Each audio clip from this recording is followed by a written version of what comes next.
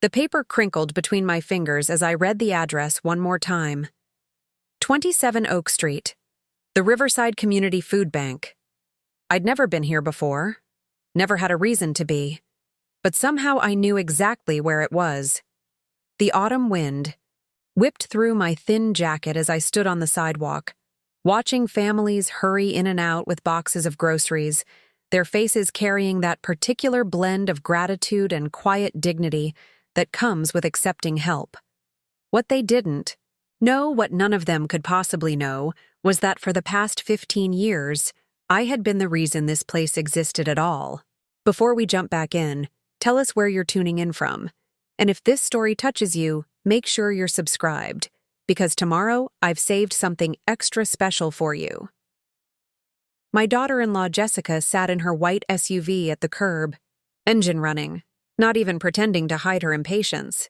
Through the passenger window, I could see her scrolling through her phone, probably already crafting the story she'd tell my son Marcus about how she'd helped his mother today.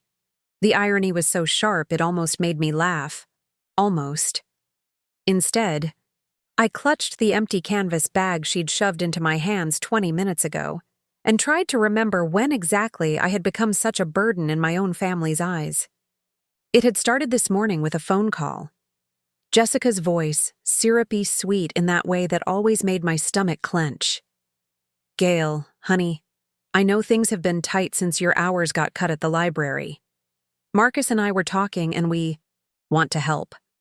There's this wonderful food bank downtown that serves people in your situation. I can drive you there this afternoon." My situation.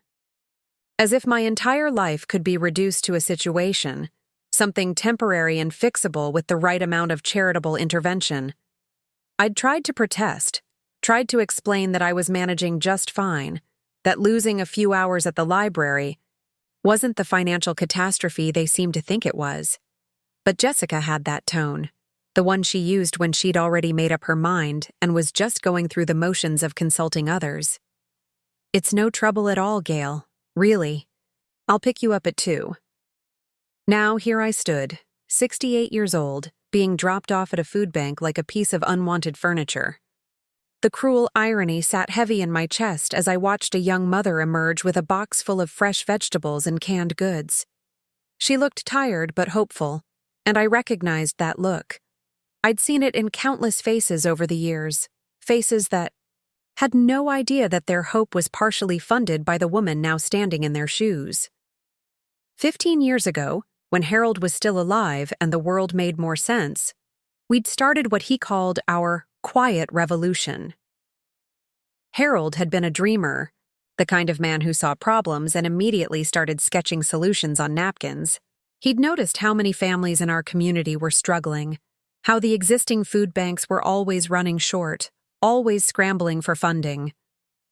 "What if we could do something about that, Gail?" he'd asked one evening over dinner. "What if we could make a real difference, but without all the fanfare and recognition?" That was Harold through and through. He'd inherited a substantial sum from his grandfather's textile business, money that had been sitting in investments for decades, growing quietly while we lived our modest life on our teaching salaries. Harold taught high school mathematics for 37 years, and I'd spent my career as a librarian, first at the elementary school, then at the public library downtown. We'd never been flashy people, never needed much beyond each other and our small circle of friends. The inheritance felt almost like a responsibility rather than a windfall. So we'd started giving. Not the kind of giving that comes with plaques and recognition dinners, but the kind that happens in shadows, through anonymous donations and carefully structured trusts. Harold had worked with our lawyer to set up what he called the Morrison Family Foundation, though officially it was just a series of charitable accounts that funneled money to local organizations. The Riverside Community Food Bank had been our biggest recipient, receiving monthly donations that allowed them to expand their services, upgrade their facilities, and serve 3 times as many families as they had before our involvement. Harold had insisted on anonymity. "The moment people know where the money comes from," he'd said, "it stops being about helping and starts being about recognition." We don't need our names on buildings, Gail. We just need to know we're making a difference. And we were. The food bank had grown from a small operation running out of a church basement to a full-service community center with nutrition education programs, job placement assistance, and a mobile food truck that served rural areas, all of it funded in large part by the inheritance Harold had transformed into hope for others. After Harold died 3 years ago, I'd continued the donations. It had become more than just charity. It was how I stayed connected to him, how I honored the quiet revolution we'd started together. Every month I'd write the check or authorize the transfer, and every month I'd drive by the food bank just to see the steady stream of families going in and out, their arms full of groceries, their children skipping beside them. It filled something in me that had been hollow since Harold's funeral. But today, standing here with an empty bag and my pride in tatters, I felt the bitter taste of how invisible that kind of giving could make you. Jessica and Marcus knew I'd taken early retirement when Harold got sick. They knew my library hours had been reduced due to budget cuts. What they didn't know was that my financial situation was far more complicated than a few missing paychecks. They didn't know about the foundation, about the monthly donations, about the fact that their assumption of my poverty was so far from the truth, it would have been laughable if it weren't so humiliating. I'd never told them about the money. Harold and I had agreed early on that our giving would remain private, and after he died, that privacy had felt even more important. Marcus had his own successful dental practice, and Jessica ran a popular online boutique. They didn't need our money, and we'd never wanted them to feel entitled to it or to change their relationship with us because of it. We'd lived simply because we chose to, not because we had to. But that choice, that decision to live below our means while giving away our excess, had apparently created the impression that we were struggling. The assumption had started small. Jessica commenting on my 10-year-old car, suggesting it might be time for an upgrade. Marcus offering to pay for my groceries when we went out to dinner, waving away my protests with a patronizing smile. Little comments about my clothes, my house, my choices that all seemed to add up to one conclusion in their minds. Harold's death had left me financially vulnerable, and now they needed to take care of me. I'd tried to correct the impression without revealing the full truth. I'd mentioned that Harold had left me comfortable, that I was managing fine, that their concern, while sweet, was unnecessary. But somehow my protestations had only reinforced their belief that I was too proud to admit I needed help. Jessica had started bringing me leftovers from their dinner parties, casually mentioning sales at the grocery store, offering to drive me places with the kind of concerned efficiency usually reserved for elderly relatives who could no longer manage their own affairs. The truth was, I could have bought Jessica's boutique 10 times over without making a dent in what Harold had left me. The foundation's assets alone were worth more than most people saw in a lifetime, and that wasn't counting Harold's life insurance, his pension, or the investments he'd made over the years. But admitting that now would mean admitting I'd let them believe a lie for 3 years. Preparing and narrating this story took us a lot of time, so if you are enjoying it, subscribe to our channel. It means a lot to us. Now back to the story. It would mean explaining why I'd allowed them to treat me like a charity case when I was actually one of the more substantial donors to charity in the entire county. Standing outside the food bank, I realized how impossible the situation had become. I couldn't walk through those doors and accept food that I was partially paying for without revealing the truth. But I also couldn't stand on the sidewalk forever. Not with Jessica watching from her car and a line of genuinely needy families forming behind me. I was trapped between my desire for privacy and my family's assumptions, between the person they thought I was and the person I actually had always been. A volunteer approached me, a kind-faced woman about my age wearing a bright yellow t-shirt with the food bank's logo. "First time?" she asked gently, and I nodded because it was easier than explaining. "Don't worry. Everyone's nervous they're so. First time. We're just here to help. No judgment, no questions you don't want to answer. Just good food, and good people. I followed her inside, my heart pounding with a mixture of guilt and irony so intense it felt like it might overwhelm me. The interior of the food bank was bright and welcoming, with colorful murals on the walls and signs in multiple languages. I recognized some of the improvements from the proposals I'd approved for funding over the years. The new refrigeration units, the expanded produce section, the children's corner with books and activities, all of it made possible in part by the woman who was now standing in line with an empty bag, pretending to need help she'd actually been providing all along. The volunteer, whose name tag read Susan, guided me through the process. "We ask everyone to fill out a brief form," she explained, handing me a clipboard. "Just basic information about your household size and any dietary restrictions. It helps us make sure everyone gets what they need." I stared at the form, my hand trembling slightly as I tried to figure out how to answer questions about my income and living situation. How do you explain that you're simultaneously one of the food bank's biggest supporters and apparently, in your family's eyes, one of its most needy clients? Around me, families moved through the process with practiced efficiency. I saw children helping their parents carry boxes, teenagers translating for grandparents who spoke limited English, mothers carefully selecting items that would stretch into multiple meals.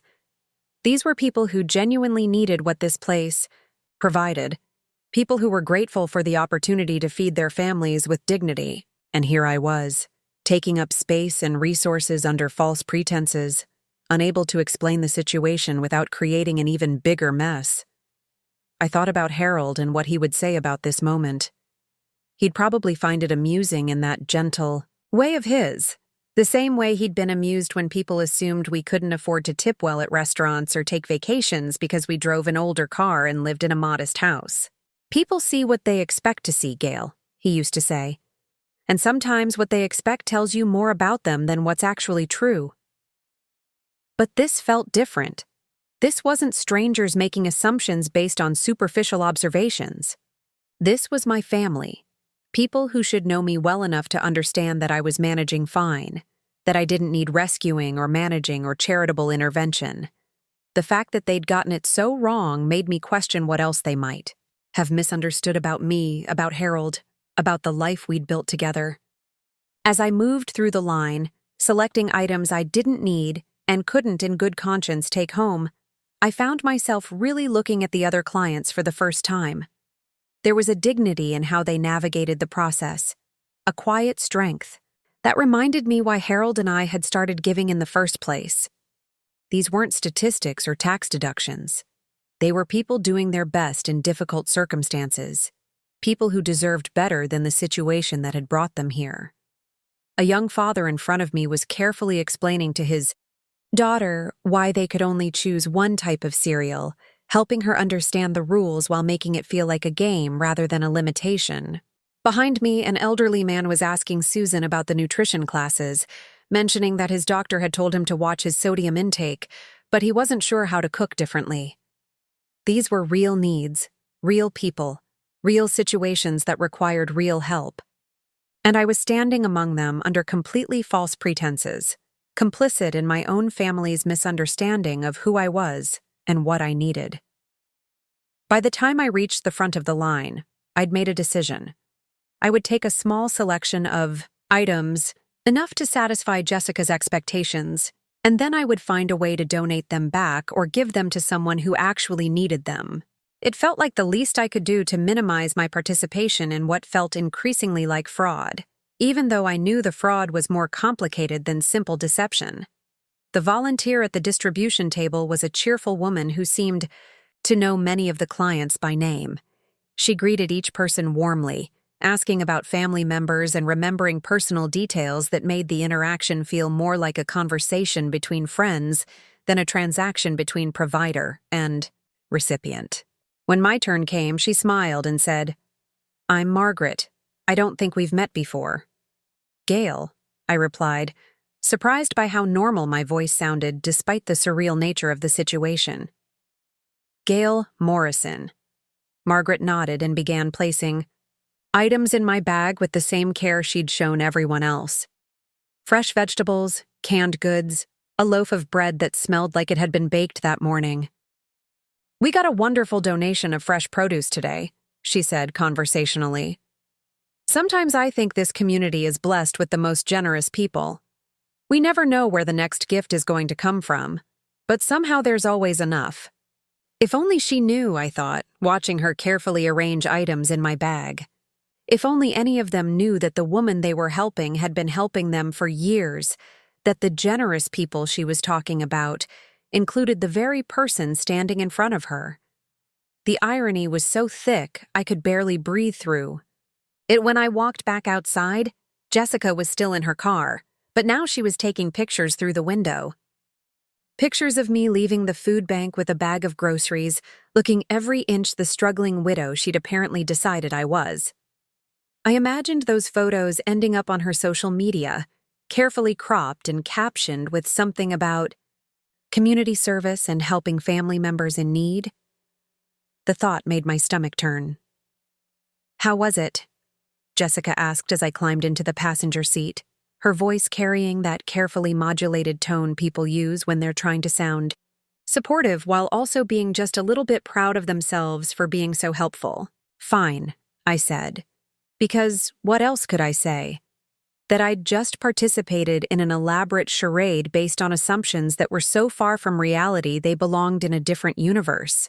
That I'd taken food from an organization I helped fund, from people who actually needed it, because my own family had decided I was too poor and too proud to admit it. "See? I told you they were lovely people. And Marcus will be so relieved to know you're getting the help you need." Jessica pulled away from the curb, already moving on to the next item on her mental to-do list, the good deed of the day checked, off with satisfying completeness.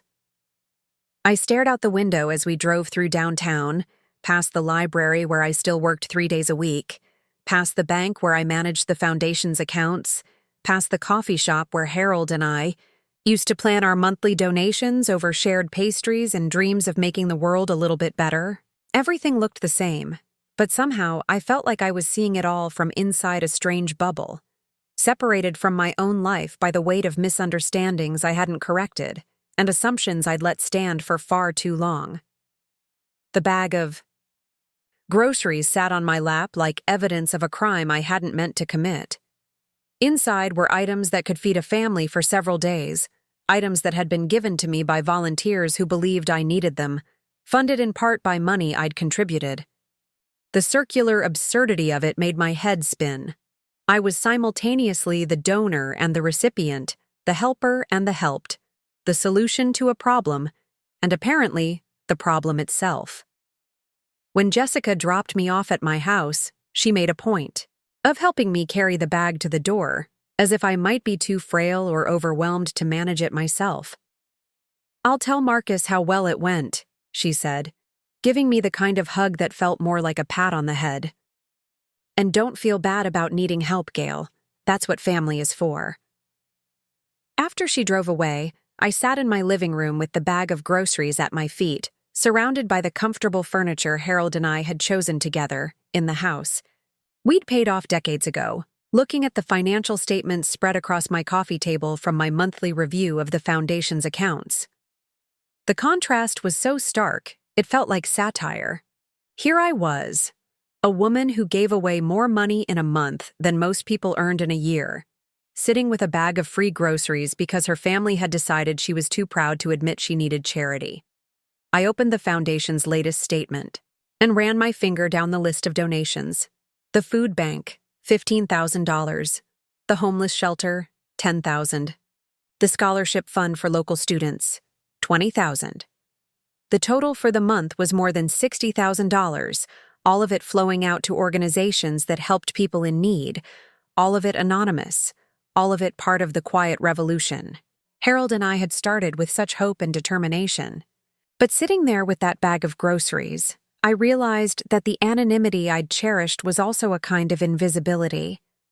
I'd become so good at giving quietly that even my own family couldn't see who I really was.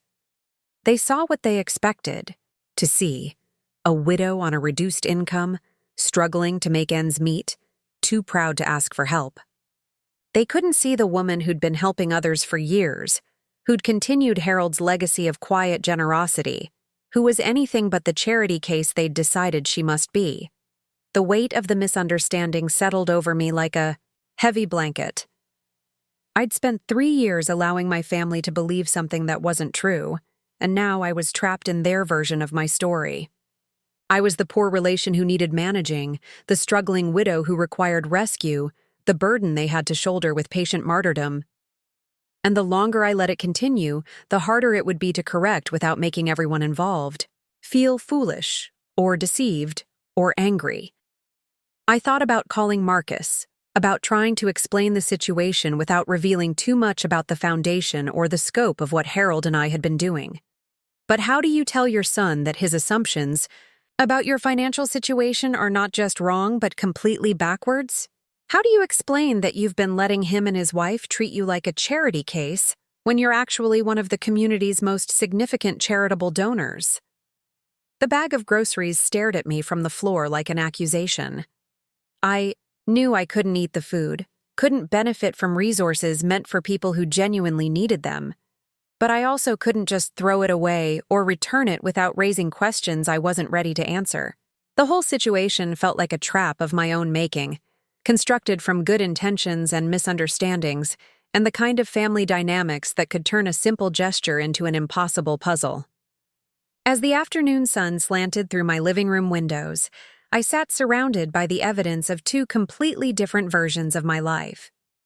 On one side, the financial statements and foundation documents that told the story of a woman with substantial resources and a commitment to helping others. On the other side, a bag of free groceries that told the story of a struggling widow who needed help feeding herself. Both stories were real in their own way, but only one was true. And somehow, I'd become trapped between them, unable to reconcile the woman I actually was with the woman my family needed me to be. The irony of it was so complete, it felt almost intentional, like the universe had decided to teach me something about the unintended consequences of living too quietly, of giving too anonymously, of being so modest about my resources that even my own family couldn't see them. Harold would have found it amusing, I thought. He might even have seen it as an interesting perspective on what it felt like to be on the receiving end of the help we'd been providing. But Harold wasn't here to help me navigate this strange new reality, and I was left to figure out on my own how to be truthful without destroying the relationships I'd been trying to protect through my discretion. The phone rang as I sat there, and I saw Marcus's number on the display. For a moment, I considered letting it go to voicemail, but I knew that would only add to their concern about my well-being, their conviction that I was struggling more than I wanted to admit. "Hi, sweetheart," I said, trying to sound normal despite the surreal afternoon I'd just experienced. "Mom, Jessica told me about today. I'm so proud of you for letting her help. I know it must have been hard, but you don't have to carry everything by yourself anymore." His voice was warm with the kind of relief that comes from feeling like you've finally solved a problem that's been worrying you. I closed my eyes and listened to my son talk about how glad he was that I was getting the support I needed, how he and Jessica had been worried about me for months, how they wanted to make sure I knew I wasn't alone. Every word was meant with love. Every sentiment came from a place of genuine caring. But every assumption was so far from the truth that I felt like I was listening to someone describe a stranger. "Marcus," I said when he paused for breath, "we need to talk." But even as I said it, I wasn't sure what I was going to tell him or how I was going to explain the situation without making everything worse. All I knew was that I couldn't continue living in the space between 2 different versions of my life. Couldn't keep pretending to be someone I wasn't just to protect feelings that were based on a fundamental misunderstanding of who I'd always been. The bag of groceries sat on my floor like a question I didn't know how to answer. And somewhere across town, the food bank I'd been supporting for years continued serving families who really needed what I'd just taken under false pretenses. The quiet revolution Harold and I had started was still happening, still making a difference. but I was no longer sure where I fit in the story we'd been writing together. All I knew was that tomorrow, I would have to decide whether to continue living the lie my family had created for me or find a way to tell the truth without destroying the relationships I'd been trying to protect all along. The conversation with Marcus that night was one of those phone calls that changes everything while sounding perfectly ordinary on the surface. I'd been dreading it since Jessica dropped me off, knowing that my son's relief about my getting help would make the truth even harder to tell. But as I sat in my kitchen with the bag of groceries still unopened on my counter, I realized I couldn't let this charade continue. "Marcus, honey, there's something I need to explain to you," I began, but he cut me off with the kind of gentle interruption that comes from someone who thinks they already understand the situation. "Mom, you don't need to explain anything. I get it. Pride runs in our family, and Dad always taught us to be independent. But there's no shame in needing help, especially after everything you've been through." His voice carried that patient tone adult children use when they think they're being especially understanding about their parents' limitations. I tried again. "That's just it, sweetheart. I don't actually need help. Not the kind Jessica thinks. I do anyway. My financial situation isn't what you both seem to believe it is." There was a pause, and I could practically hear Marcus forming his response, the way he always did when he thought someone was being unreasonably stubborn. "Mom, I know you and Dad were careful with money, and I'm sure he left you something. But let's be realistic. You're both retired teachers, you've had medical expenses, and now you're living on a reduced income. There's no shame in admitting that things are tight." The irony hit me fresh. Here was my son, a successful professional who'd built a comfortable life for his family, explaining to me what my own financial situation must be like based on assumptions that were not just wrong, but spectacularly wrong. It was like being told the color of your own eyes by someone who'd never really looked at them. "Marcus, what if I told you that your father and I have been giving away more money each year than most people earn in their entire careers?" The words came out more bluntly than I'd intended, but sometimes the truth requires bluntness to cut through layers of well-meaning misconceptions. The silence on the other end stretched long enough that I wondered if the call had dropped. Finally, Marcus laughed, but it was the kind of nervous laugh people make when they're not sure if someone is joking or having some kind of mental health episode. "Mom, what are you talking about? Giving money away to who? And where would you get that kind of money? You and Dad drove the same car for 15 years. You shop at discount stores.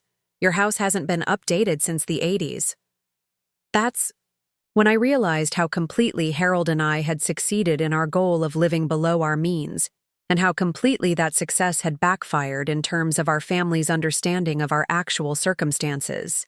We'd been so committed to not flaunting wealth, so determined to remain grounded and modest, that we'd created the impression of actual financial struggle.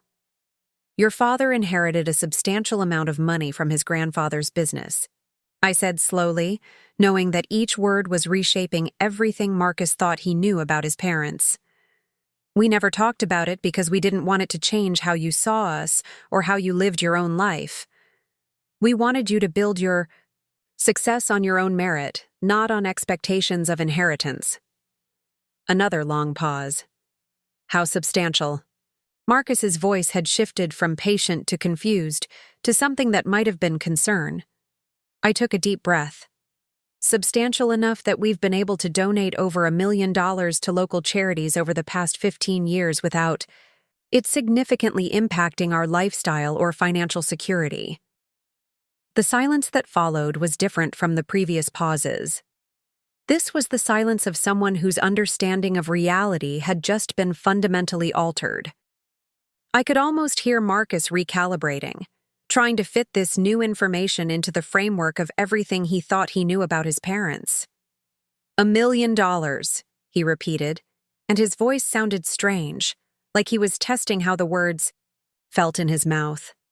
Mom, are you telling me that while Jessica and I have been worried about you buying groceries, you've been writing six-figure checks to charity?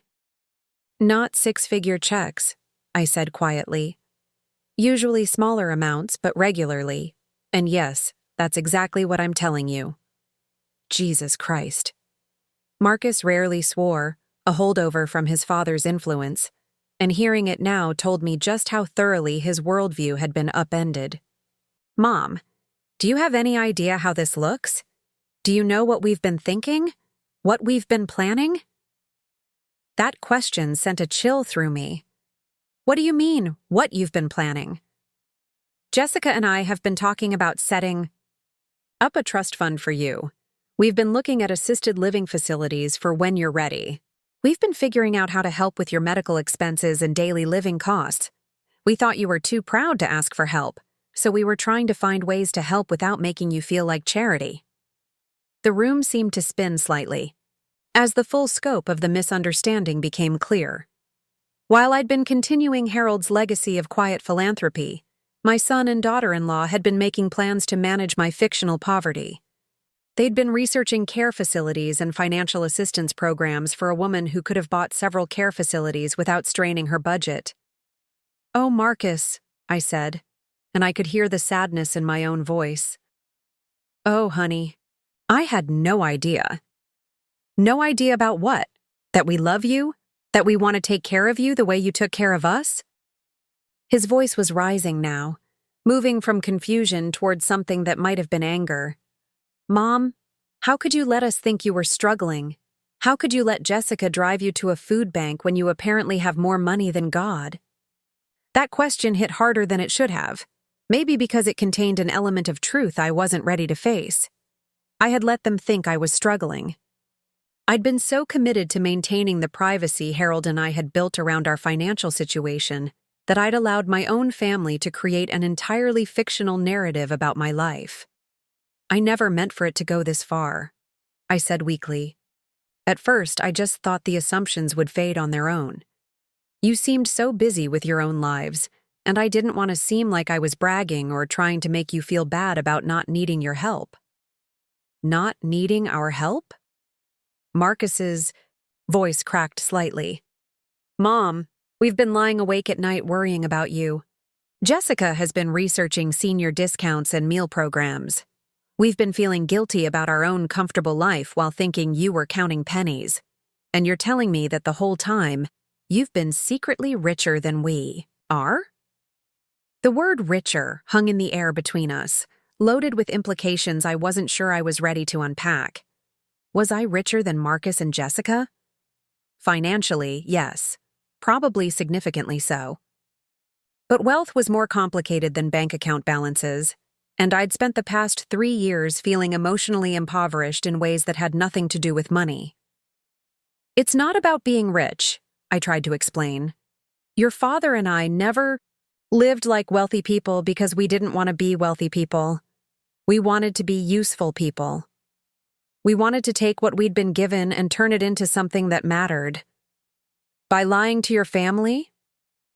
The accusation stung because it wasn't entirely unfair. I had been lying, if not actively then by omission. I'd allowed Marcus and Jessica to believe something that wasn't true, and I'd let that false belief influence their actions and their feelings about their own lives. "I wasn't trying to lie," I said. "I was trying to maintain the same privacy your father and I had always maintained about our financial situation. We never talked about money with you when you were growing up, and I saw no reason to start after he died. But this is different, and you know it. This isn't about not discussing investment strategies over dinner. This is about letting your family think you're in need when you're actually in a position to help other people in need." Marcus paused, and I could hear him breathing heavily, trying to process everything I'd told him. When he spoke again, his voice was quieter but somehow more intense. "The food bank, Mom. Jessica took you to a food bank. Do you understand how humiliating this is? Not just for you, but for us? We thought we were helping you, and instead, we made you take food from people who actually need it. We turned you into some kind of fraud." That word hit me like a physical blow because it named something I'd been feeling but hadn't been able to articulate. I was a fraud, but not in the way Marcus meant. I wasn't defrauding the food bank by taking food I didn't need. I was defrauding My own family by letting them believe I was someone I wasn't. I didn't want to take the food, I said quietly. But I didn't know how to refuse without explaining everything, and I wasn't ready to explain everything. So instead, you just went along with it? You let Jessica feel good about herself for helping her struggling mother-in-law? You let me feel like a good son for supporting his widow mother? Mom, do you have any idea how this makes us look? How it makes us feel? I did know, and that knowledge sat in my chest like a stone. I'd been so focused on protecting my own privacy and maintaining Harold's legacy that I'd forgotten about the emotional needs of the people who loved me. Marcus and Jessica weren't just making assumptions about my financial situation. They were making assumptions about their role in my life, their ability to help me, their responsibility as family members. And I'd let them build an entire framework of meaning around a situation that didn't actually exist. I'm sorry, I said, and meant it more deeply than I'd meant anything in a long time. I never intended for any of this to happen. I was just trying to continue what your father and I started, and I thought I could do that without involving anyone else in the details. But we are involved, Mom. We're your family. When you hide something this big from us, it affects everything. It affects how we see ourselves, how we see you, how we make decisions about our own lives and resources. Marcus was right, and his being right made me feel smaller and more foolish than I'd felt since Harold's funeral. I'd been so proud of continuing our quiet philanthropy, so committed to honoring Harold's wishes about anonymity, that I'd lost sight of the impact my secrecy was having on the people who mattered most to me. What do you want me to do? I asked, genuinely unsure how to move forward from this moment. I want you to tell me the truth. All of it. I want to understand what's really going on with your finances, with these donations you're making, with your actual situation. And then I want you to call Jessica and explain this to her too, because she's going to feel like an idiot when she finds out, and she deserves to hear it from you. The prospect of explaining this situation to Jessica made my stomach clench. Marcus was my son. He'd grown up with Harold and me, had seen us make financial decisions over the years, had some context for understanding that we might have had resources we didn't talk about. But Jessica had only known us as the modest, frugal couple who drove an old car and lived in a house that hadn't been updated in decades. To her, I would seem like someone who'd been deliberately deceptive, someone who'd let her make a fool of herself out of some misguided sense of privacy. Marcus, I don't know how to explain this to Jessica without making her feel terrible. Mom, Jessica is going to feel terrible no matter what. The question is whether she feels terrible because she made wrong assumptions based on incomplete information, or whether she feels terrible because you deliberately misled her. One of those is forgivable. The other isn't. I knew he was right, but that didn't make the prospect any less daunting. I'd spent 3 years allowing my family to see me as someone I wasn't, and now I had to figure out how to reveal who I actually was without destroying the relationships I'd been trying to protect. There's something else, Marcus said, and his tone suggested this something else wasn't going to make the situation any easier. Jessica posted pictures today, on her Instagram, pictures of you at the food bank with a caption about community, service, and helping family members in need. My blood went cold. She posted pictures of me at the food bank? Multiple pictures. You carrying the bag of groceries, talking to volunteers, looking like someone who belonged there. She tagged it with hashtags about senior support and community outreach. It's gotten a lot of likes and comments about what a good daughter-in-law she is. I closed my eyes and tried to imagine those pictures. Tried to think about who might have seen them, who might now think of me as the struggling widow who needed help from a food bank. It was one thing to be misunderstood by my own family. It was another thing entirely to have that misunderstanding broadcast to Jessica's social media network. How many people saw these pictures? Jessica has about 3,000 followers, and the post has been shared several times. Mom, people are commenting about your situation. Some of them are offering to help. There's a whole conversation happening about senior poverty and family responsibility. The room tilted slightly as I absorbed this information. Not only had I become an unwitting fraud at the food bank, but I'd also become an unwitting poster child for a social cause I didn't actually represent. People were discussing my fictional financial struggles, offering help I didn't need, using my situation as an example of problems I wasn't actually experiencing. "She has to take the post down," I said quickly. "Marcus, she has to delete those pictures and take down the post. She's not going to want to do that without an explanation. And honestly, Mom, even if she takes it down now, it's too late. People have already seen it, already shared it, already formed opinions about your situation. The damage is done." The word damage echoed in my mind as I sat in my kitchen, surrounded by the comfortable furniture Harold and I had chosen together, looking at financial statements that showed a level of wealth most people could only dream of, while knowing that somewhere on the internet, I was being discussed as an example of senior poverty and family crisis. "What am I supposed to do now?" I asked, genuinely lost. "You're supposed to tell the truth," Marcus said firmly. "All of it. To Jessica, to me, to anyone who needs to know. You're supposed to stop hiding behind this privacy thing and start dealing with the reality of what your secrecy has created." After I hung up with Marcus, I sat in the gathering darkness of my kitchen and tried to figure out how I'd gotten so thoroughly lost in my own life. I'd started the day as a woman continuing her late husband's legacy of quiet philanthropy, and I was ending it as someone who'd inadvertently committed fraud, misled her family, and become an internet example of a problem she didn't actually have. The bag of groceries still sat on my counter, unopened and accusatory. Inside were items I didn't need, taken from an organization I'd been supporting for years, given to me by volunteers who believed I belonged in their community of need. The whole situation felt like an elaborate practical joke, except that the joke was on me and I was the only one who wasn't laughing. I thought about Harold and wondered what he would make of this mess. He'd been so careful about our anonymity, so insistent that our giving remain private. But he'd also been a practical man, someone who understood that principles sometimes had to bend when they started creating more problems than they solved. Would he want me to continue protecting our privacy at the cost of my relationships with Marcus and Jessica? Or would he want me to find a way to be honest without destroying the foundation we'd built together? The phone rang again, and I saw Jessica's number on the display. For a moment, I considered not answering, but I knew that would only make everything worse. She'd obviously talked to Marcus, and now she wanted to hear my explanation for why I'd let her drive me to a food bank when I could apparently afford to buy the building. "Gail," Jessica's voice was tight with an emotion I couldn't quite identify.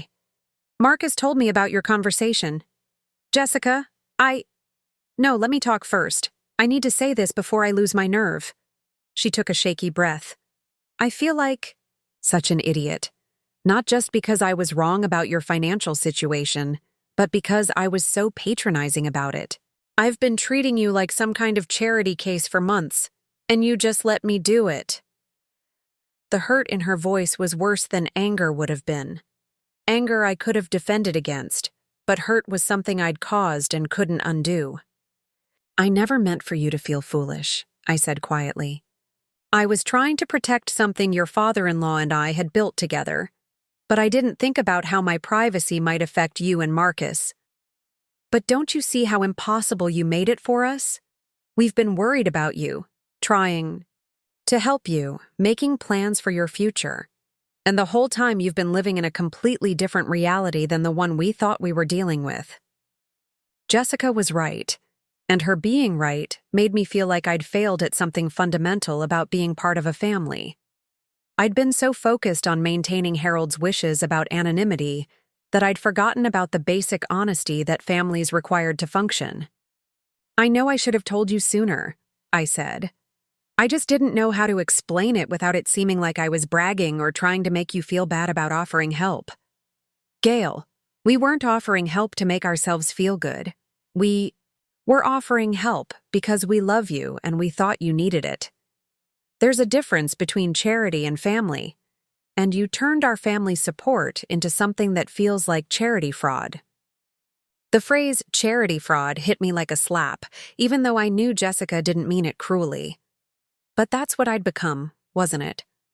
Someone who'd taken charity under false pretenses, someone who'd let others feel good about helping when the help wasn't needed. "The pictures," I said quietly.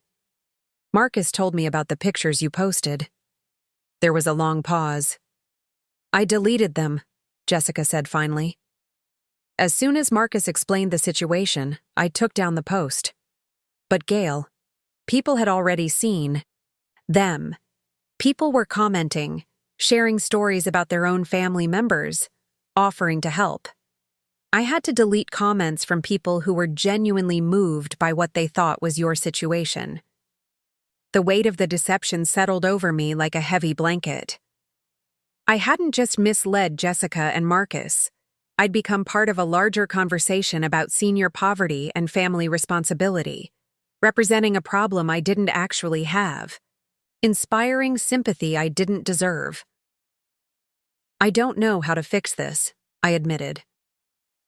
"I don't either," Jessica said, and for the first time in our conversation, her voice softened slightly. "But I think we have to start by being completely honest with each other. I need to understand what's really going on with your finances, with these donations Marcus mentioned, with your actual situation. And you need to understand that hiding something this big from us made us feel stupid and shut out of your life in a way that really hurt." That night, I lay in bed staring at the ceiling and thinking about the strange loop I'd created for myself. I'd spent 15 years giving money away quietly, proudly continuing Harold's legacy of anonymous philanthropy. But that very anonymity had led to misunderstandings that made me feel more isolated from my family than I'd felt since Harold's death. The food bank groceries were still on my kitchen counter, still unopened, still representing everything that had gone wrong with my good intentions.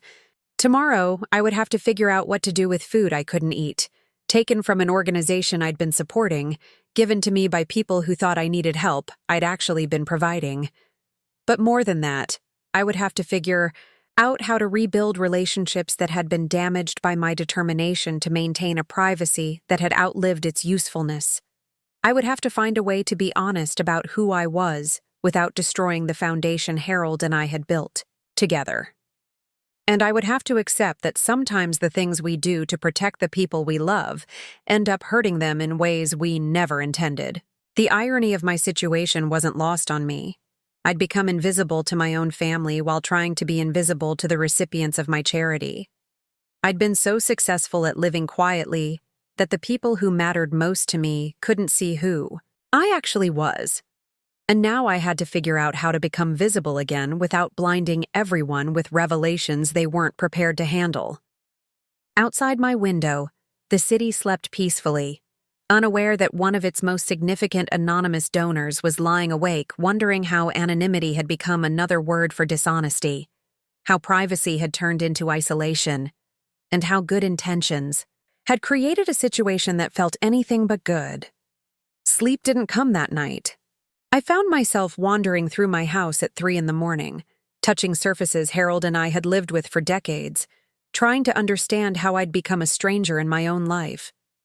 Every room held evidence of the careful balance we'd maintained between comfort and modesty, between having enough and not flaunting what we had.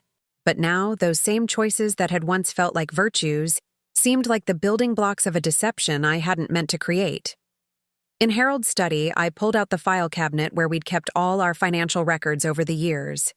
The folders were meticulously organized, labeled in Harold's careful handwriting: foundation donations, investment statements, insurance policies, estate planning. Each folder told the story of a couple who'd been anything but careless with money, who'd planned and saved and given with the kind of intentionality that came from growing up during leaner times. I opened the folder marked Foundation Correspondence and spread the contents across Harold's old desk. letters from organizations we'd supported, thank you notes from program directors, annual reports showing the impact of donations we'd made. The food bank alone had sent dozens of letters over the years, each one describing how our monthly contributions had allowed them to expand services, hire additional staff, purchase new equipment. One letter from 3 years ago included photographs of children receiving fresh produce through the mobile food truck program we'd helped fund. Their faces were bright with the kind of joy that comes from unexpected abundance. Seeing those faces, now knowing that I'd taken food from the same organization that served these children, made my stomach twist with a shame so acute it felt physical. I hadn't just deceived my family. I'd participated in a kind of cosmic joke that made a mockery of everything Harold and I had tried to accomplish through our giving. But as I sat there surrounded by 15 years of charitable correspondence, something else began to emerge from my shame. A pattern I hadn't recognized before, a thread that connected my current situation to choices Harold and I had made long before his death. We hadn't just been modest about our wealth, we'd been almost secretive about it, even within our own family. We'd never included Marcus in conversations about our financial planning, never explained our philanthropic goals, never prepared him to understand the resources that would someday be his responsibility. I pulled out a letter from our estate attorney, dated just 6 months before Harold's death. It outlined the provisions of Harold's will, the structure of the foundation, the assets that would transfer to me upon his passing. But nowhere in that legal documentation was there any mention of how or when to include Marcus in these realities. Harold and I had been so focused on maintaining our privacy during our lifetime that we'd never developed a plan for transitioning that privacy into transparency. The realization hit me with the force of something that should have been obvious much sooner. Harold and I hadn't just kept our philanthropy private from the community, we'd kept it private from our own son.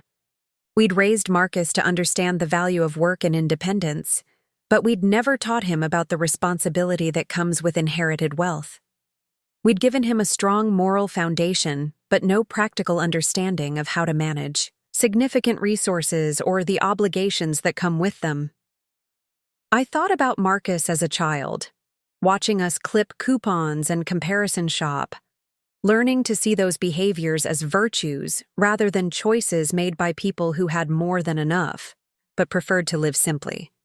He'd internalized our frugality as necessity rather than preference, and now he was shocked to discover that his parents had been operating from an entirely different financial reality than the one he'd perceived. The failure felt bigger than just my recent deception.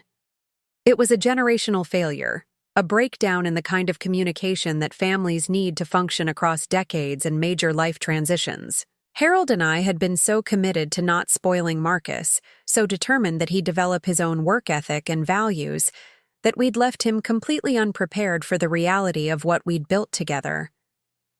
I opened my laptop and began scrolling through the Foundation's online portal, looking at the monthly distribution reports I'd been approving almost automatically for the past 3 years.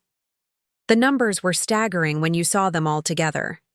$60,000 a month, every month, flowing out to dozens of organizations throughout the county.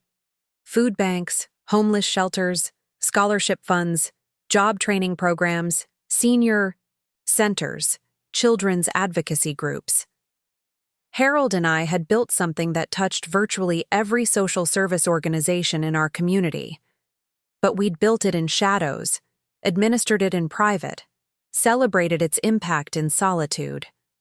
And now I was sitting alone with the weight of that privacy, understanding for the first time how isolation could masquerade as virtue, how secrecy could pretend to be humility.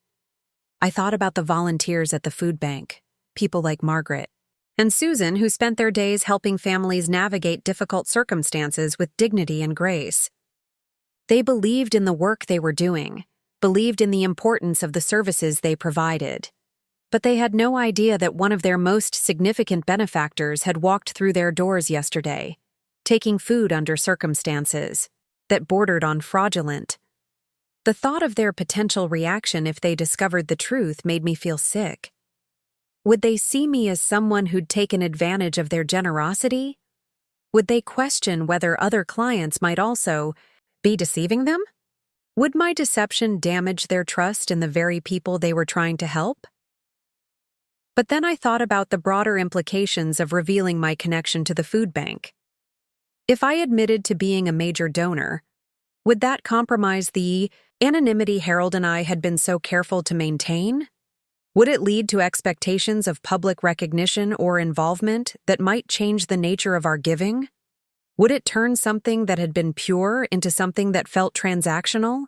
I was trapped between two kinds of dishonesty: the dishonesty of having taken food under false pretenses, and the potential dishonesty of revealing my donor status in a way that might compromise the principles Harold and I had built our philanthropy around. Either choice felt like a betrayal of something important. By dawn, I was sitting in my kitchen with a cup of coffee, staring at the bag of groceries that had become the physical manifestation of my moral crisis.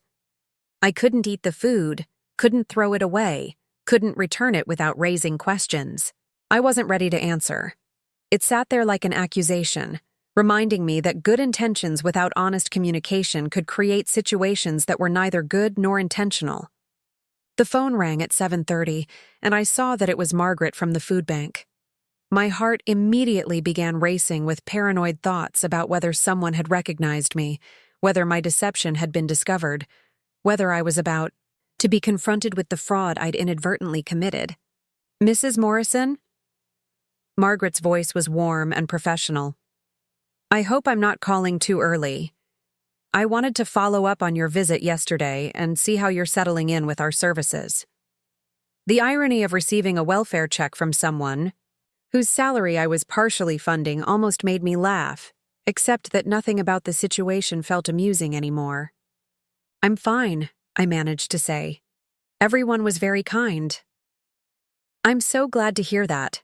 I know the first visit can be overwhelming, and we want to make sure all our clients feel comfortable and supported. I was wondering if you might be interested in some of our additional programs. We offer nutrition education classes, job placement assistance, and social activities for seniors. Many of our clients find that the community aspect is just as valuable as the food assistance." Each word Margaret spoke felt like another layer of deception settling over me. She was offering me services designed for people in genuine need, services that were funded in part by money I'd contributed. I was being invited to join a community of people who were struggling with real problems, while my only struggle was how to extricate myself from a lie I'd never meant to tell. "That's very generous," I said weakly. "I'll have to think about what might work with my schedule." "Of course, take your time. We're here when you're ready." Margaret paused, and when she spoke again, her voice took on a slightly different tone. "Mrs. Morrison, I hope you don't mind my asking, but you seemed a little uncertain yesterday. Sometimes people feel embarrassed about needing help, especially if it's their first time accessing services like ours. I want you to know that there's absolutely nothing to be ashamed of. We're all just one crisis away from needing support, and accepting help when you need it is actually a sign of wisdom, not weakness." The kindness in Margaret's voice made my throat tight with emotion. She was trying to comfort someone she thought was struggling with pride and shame, offering reassurance to someone she believed was learning to accept charity for the first time. Her words were meant to help, but they made me feel smaller and more dishonest than anything that had happened so far. "Thank you," I whispered, because it was all I could manage without breaking down completely. After I hung up, I sat in my kitchen and cried for the first time since this whole situation had begun, not the angry tears of someone who'd been wronged or the frustrated tears of someone dealing with a difficult problem, but the deep, exhausting tears of someone who'd lost track of who they were supposed to be. I cried for Harold, who'd died, believing that our approach to wealth and giving was noble and sustainable. I cried for Marcus and Jessica, who'd spent months worrying about problems that didn't exist and planning solutions for crises that were purely fictional. I cried for the volunteers at the food bank, who were trying to help someone who was actually in a position to help them. And I cried for myself, for the woman who'd somehow become so committed to maintaining privacy that she'd lost the ability to be honest with the people who mattered most. But underneath the tears, something else was stirring. A recognition that this crisis, as painful and embarrassing as it was, might also be an opportunity to examine assumptions I'd been carrying for years without questioning them. Harold's commitment to anonymous giving had made sense when I started the foundation, when we were younger and more concerned about maintaining normal relationships with our community. But was that same level of secrecy still necessary or healthy 15 years later? I thought about Margaret's words about shame and wisdom, about accepting help when you need it. What if the help I needed wasn't financial but emotional? What if my real poverty wasn't material but relational, the result of living so privately that even my own family couldn't see who I actually was? I picked up the phone and called the one person who'd known Harold and me before we'd started the foundation, before we'd developed our elaborate systems for maintaining anonymity. Dorothy Chen had been our neighbor for 25 years, Harold's colleague at the high school, and one of the few people who'd understood our approach to wealth without judging it. Gail, Dorothy's voice was warm with surprise. I was just thinking about you yesterday. How are you holding up? Dorothy, I need to ask you something, and I need you to be completely honest with me. I took a deep breath. Do you think Harold and I made a mistake by keeping our philanthropy so private? Do you think we were wrong to not include Marcus in our financial planning? There was a long pause, and I could almost hear Dorothy choosing her words carefully. What's happened, Gail? This sounds like more than just a theoretical question. So I told her everything. The food bank visit, the social media posts, the phone calls with Marcus and Jessica, the growing realization that my commitment to privacy had created a web of misunderstandings that was becoming impossible to untangle. Dorothy listened without interrupting, making the occasional sympathetic sound but mostly just letting me talk through the entire mess I'd created. When I finished, Dorothy was quiet for a long moment. Gail, she said finally, do you remember what Harold used to say about teaching, about how the best lessons were often the ones that came from honest mistakes? I did remember. Harold had believed that students learned more from working through problems they'd created themselves than from following perfect examples. He'd encouraged his math students to show their work, to leave their errors visible so they could understand where their thinking had gone wrong. He used to say that hiding your mistakes made it impossible to learn from them, I said slowly. Right. And honey, what you're describing isn't really a mistake in philanthropy. It's a mistake in communication. You and Harold did beautiful work with the foundation, work that's made a real difference in thousands of lives, but you built that work on a foundation of secrecy that was maybe necessary when you started, but isn't necessary anymore. Dorothy paused, and I could hear her moving around her kitchen, probably making the tea that always accompanied her most serious conversations. The question isn't whether you were wrong to be private 15 years ago, she continued. The question is whether that same privacy serves you and your family now. And it sounds like the answer is pretty clearly no. But Harold was so committed to anonymity. He felt so strongly that recognition would corrupt the purity of what we were doing. Harold was a wonderful man, and his instincts about giving were mostly right. But Harold is gone, Gail, and the family he left behind is struggling to understand their place in a story they've never been allowed to read. Dorothy's words hit me with a clarity that felt almost physical. I'd been so focused on honoring Harold's memory by maintaining his approach to philanthropy that I'd forgotten to consider whether that approach still served the people who were actually still alive to deal with its consequences. What do you think I should do? I think you should tell the truth, Dorothy said simply. All of it. To Marcus, to Jessica, and to anyone else who needs to know. I think you should stop treating your family's love and concern as threats to your privacy and start treating them as resources for making better decisions about what comes next. But what about the foundation? What about maintaining the anonymity that Harold wanted? Gail, anonymity and secrecy aren't the same thing. You can continue to make anonymous donations without keeping the existence of those donations secret from your own family. You can maintain the foundation's privacy while still being honest with the people who love you about what you're doing and why it matters to you. Dorothy was right, and her being right felt like a revelation. I'd been conflating two different concepts, treating family transparency and public recognition as if they were the same thing, but they weren't. I could be honest with Marcus and Jessica about the foundation's work without compromising its anonymous relationship with the broader community. "There's something else," Dorothy said gently. "Something I think you need to consider." "What's that?" "Marcus is Harold's son. He grew up watching you two make careful, thoughtful decisions about money and resources. He has your values and Harold's sense of responsibility. Don't you think he might actually be an asset to the foundation's work rather than a threat to its privacy?" The question stopped me short. I'd been so focused on protecting the foundation from outside influence that I'd never considered whether bringing Marcus into the work might actually strengthen it. He was a successful professional with strong ethical principles and a deep understanding of the community we served. If he'd grown up with full knowledge of our philanthropic work, he might have developed into exactly the kind of person who could help guide the foundation's future. "You think I should ask Marcus to get involved?" "I think you should ask Marcus if he wants to get involved. I think you should give him the choice you and Harold never gave him when he was younger. The choice to understand what you've built and decide whether he wants to be part of carrying it forward."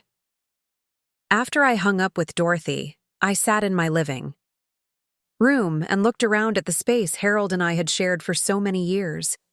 The modest furniture, the carefully maintained but unupdated decor, the family photographs that captured decades of quiet happiness. This house had been our refuge from the complications of having more money than we knew what to do with. But it had also become a kind of fortress that kept even our own family from understanding who we really were. I thought about Margaret's invitation to join the food bank's community programs, about her assumption that I was learning to accept help for the first time. What would it feel like to accept help that wasn't financial? What would it feel like to let Marcus and Jessica help me figure out how to navigate the complexities of wealth and giving and family relationships? For 15 years, Harold and I had been the helpers, the givers, the ones who solved problems rather than creating them.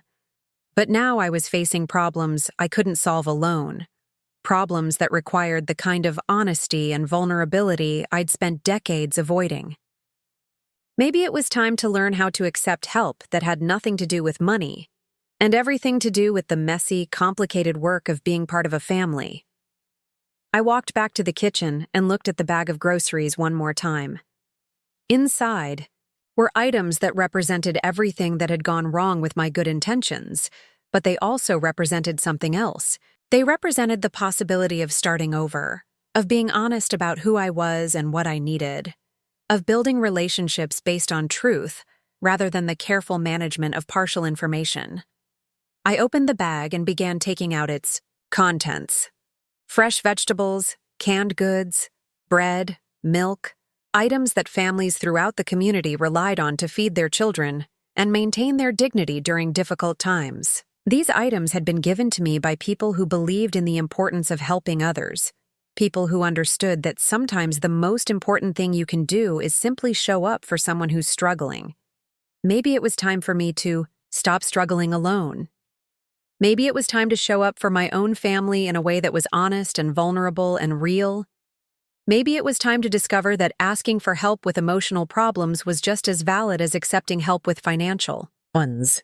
I picked up my phone and dialed Marcus's number, my heart pounding with the kind of nervousness that comes from preparing to tell the truth after years of hiding behind carefully constructed privacy. "Mom?" Marcus sounded surprised to hear from me so early in the day. "Marcus, I need to ask you something, and I need you to consider it seriously before you answer." "Okay. Would you be willing to come over this weekend and let me show you everything? All the financial records, all the foundation documents, all the correspondence from the organizations we've supported over the years. I want you to understand the full scope of what your father and I built together, and I want your help figuring out how to move forward in a way that honors his memory while also being honest with our family. There was a long pause, and I held my breath, waiting to see whether my son would be willing to enter into the kind of transparency I should have offered him years ago. "Mom," Marcus said finally, and his voice was thick with emotion. "I would be honored to help you with that." For the first time in days, I felt something that might have been hope. Not the hope of fixing everything that had gone wrong, but the hope of building something better on the foundation of truth. I was finally ready to lay down. Saturday morning arrived with the crisp clarity of autumn air and a sense of possibility I hadn't felt in months. Marcus was coming over at 10, and for the first time since this entire situation began, I wasn't dreading a conversation with my son. Instead, I was preparing for the kind of transparency I should have embraced years ago. I'd spent Friday organizing Harold's study, laying out documents in chronological order across every available surface. Financial statements from our early years together, when we'd lived simply because we had to, not because we chose to. The letter from Harold's grandfather's attorney, explaining the inheritance that had changed everything. The initial meeting, notes with our lawyer about establishing the foundation. 15 years of donation records, thank you letters, and impact reports that told the story of what we'd built together. But I'd also done something else. Something that felt both terrifying and necessary. I'd called the food bank and asked to speak with the director. Not Margaret or Susan, but the person who oversaw the entire operation, the person who would need to know if one of their donors had inadvertently become a client under false circumstances. Dr. Patricia Williams had been running the Riverside Community Food Bank for 8 years, and her voice carried the kind of warm professionalism that came from someone who'd spent her career in nonprofit work. When I'd explained that I needed to discuss a sensitive situation involving my recent visit to the food bank, she'd agreed to meet with me on Monday morning. I hadn't told her the specifics over the phone, but I'd hinted that there had been a misunderstanding about my circumstances that needed to be clarified. She'd been gracious and understanding, assuring me that these kinds of situations happened more often than people might think, and that the important thing was resolving any confusion in a way that protected everyone's dignity. Now, as I waited for Marcus to arrive, I felt the nervous anticipation that comes before taking a leap you can't undo. I was about to dismantle 15 years of carefully maintained privacy, not because I wanted to abandon Harold's principles, but because I was finally ready to distinguish between secrecy and discretion. Marcus arrived precisely at 10, carrying a box of pastries from the bakery Harold and I had frequented for decades. "I thought we might need sustenance for what sounds like it's going to be a long conversation," he said, kissing my cheek with the kind of gentle affection that reminded me why I'd fallen in love with his father all those years ago. "Marcus, before we start, I need you to understand something," I said as we stood in the entryway of my house. "What I'm about to show you isn't just about money or philanthropy. It's about a way of thinking about responsibility and privilege that your father and I developed over 30 years of marriage. I need you to see it in that context, not just as a collection of financial decisions." Marcus nodded, and I could see him shifting into the kind of serious attention he probably gave his dental patients when explaining complex procedures. "I'm ready, Mom. Whatever this is, I want to understand it." We started in Harold's study, where I'd arranged the foundation documents like chapters in a book that told the story of our evolving relationship with wealth. I handed Marcus the letter from his great-grandfather's attorney, the one that had started everything, and watched his face as he read about an inheritance none of us had ever discussed. "Great-grandfather left Dad $2.7 million?" Marcus looked up from the letter with an expression of complete bewilderment. "Mom, I had no idea he'd even had that kind of money." "Neither did we, at first. Your father's grandfather had been very private about his financial situation, much like we became. The textile business had been sold years before he died, and he'd invested the proceeds carefully. Harold had always known there would be some inheritance, but nothing like this amount. I showed Marcus the investment statements from our first year managing the inheritance, when Harold and I had been overwhelmed by the responsibility of stewarding resources we'd never expected to have. We'd met with financial advisors, read books about wealth management, attended seminars about philanthropic giving. Every step had been careful and deliberate, guided by our shared conviction that money this significant came with obligations that extended far beyond our own comfort. You and Dad were both still teaching when this happened, Marcus said, studying the dates on the documents. You were making maybe $60,000 a year combined, and suddenly you had millions to manage. It was terrifying, I admitted. We spent months talking about what it meant, what we were supposed to do with it. We considered so many options. We could have paid off the house immediately, bought new cars, taken expensive vacations, but every time we talked about spending it on ourselves, it felt wrong somehow. I pulled out the folder containing our early research into local charities, pages of notes Harold had made about different organizations and their funding needs. His handwriting covered dozens of legal pads, documenting our systematic approach to understanding where help was most needed in our community. Your father was incredibly methodical about this. He visited every organization personally, talked to directors and volunteers, studied their financial statements and program outcomes. He wanted to understand not just what they needed, but how they worked, what made them effective. Marcus picked up one of Harold's notebooks, flipping through pages of detailed observations about different nonprofits. This is like a master's thesis in community development, he said with something approaching awe. Dad really studied this stuff. He did, and what he discovered was that most of these organizations were chronically underfunded, not because the community didn't care, but because individual donations were usually small and inconsistent. A gift of $500 or $1,000 might help with immediate needs, but it didn't allow for long-term planning or program expansion. I showed Marcus the financial projections Harold had developed, calculations showing how sustained monthly donations of larger amounts could transform an organization's capacity to serve their community. The food bank, for instance, had been operating with a budget of $80,000 a year when we'd first started supporting them. Our monthly donations of $5,000 had allowed them to expand their budget by 75%, which had enabled them to hire additional staff, upgrade their facilities, and launch new programs. So instead of writing occasional large checks, you committed to ongoing monthly support, Marcus said, beginning to understand the strategy behind our approach. Exactly. We wanted our giving to be reliable, something organizations could count on when making their own long-term plans. But we also wanted it to be invisible to the community at large. Your father was convinced that public recognition would change the nature of what we were doing, make it about us, instead of about the people being helped. I opened the folder containing thank you letters from various organizations, hundreds of pieces of correspondence spanning 15 years of giving. Marcus read several of them, his expression growing more serious as he absorbed the scope of what Harold and I had been supporting. Mom, some of these letters are from programs that served me when I was a kid. The after-school tutoring program at the library, the youth sports league, the scholarship fund that helped pay for my college applications. He looked up at me with a mixture of amazement and something that might have been hurt. You and Dad were funding things that directly benefited our family, and you never told me?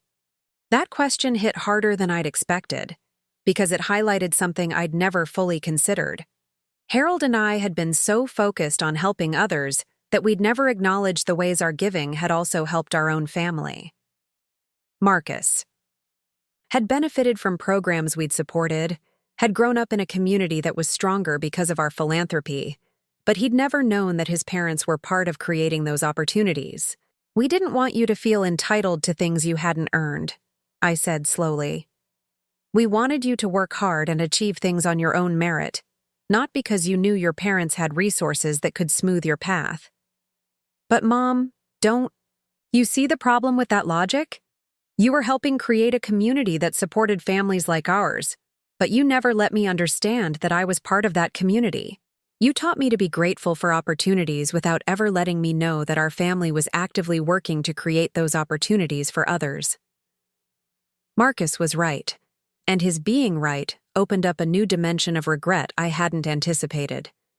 Harold and I had raised our son to be responsible and hard-working, but we'd also raised him to be disconnected from the broader impact our family was having in the world. We'd taught him about individual achievement, but not about collective responsibility.